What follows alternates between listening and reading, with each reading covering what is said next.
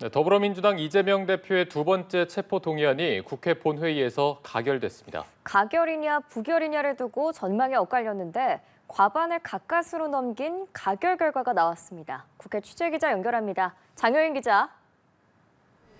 네, 국회 나와 있습니다. 말씀하신 대로 더불어민주당 이재명 대표의 두 번째 체포동의안이 국회 본회의에서 가결됐습니다. 투표는 무기명 수기 방식으로 이뤄졌는데 총 295명 중 가결 149표, 부결 136표, 기권 6표, 무효 4표로 가결됐습니다. 의결 정족수인 148표보다 한 표 더 많은 겁니다. 이 대표는 어제 SNS에 검찰 독재의 폭주 기관차를 멈춰달라며 사실상 부결을 요청했습니다. 국민의힘과 정의당, 여권 성향 무소속 의원 120명 모두가 찬성했다고 가정했을 때 민주당에서 최소 29명이 가결에 가담한 걸로 분석됩니다.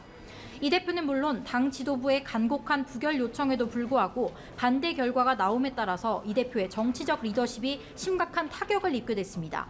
앞으로 이 대표가 법원의 구속영장 실질심사를 받아야 하는 가운데 민주당도 이 대표 거취 문제나 당의 진로를 놓고 거센 소용돌이에 빠져들 거란 관측입니다. 단식 22일 차로 병상에 있는 이 대표는 본회의에 불참해 체포동의안에 대한 이 대표 신상 발언을 같은 당 박주민 의원이 의사진행 발언 형태로 대신 전했습니다. 박 의원은 지난 1년 반 동안 수많은 의혹이 검찰발 보도로 제기됐으나 사실로 드러난 범죄는 없다며 영장에도 물적인 증거 없이 진술밖에 없다고 주장했습니다. 반면 한동훈 법무장관은 비리의 정점에 이재명 대표가 있다면서 이 대표가 없다면 범죄 성립이 안 된다고 가결 필요성을 호소했습니다.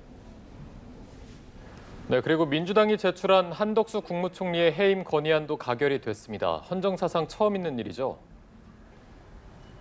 네, 그렇습니다. 재적의원 과반이 넘는 175명의 찬성으로 한덕수 국무총리에 대한 해임 건의안이 가결됐습니다.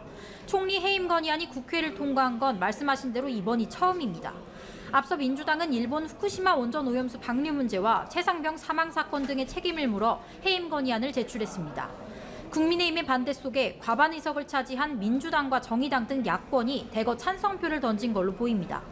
다만 해임 건의안은 강제성이 없어서 윤석열 대통령이 이를 받아들이지 않을 전망입니다.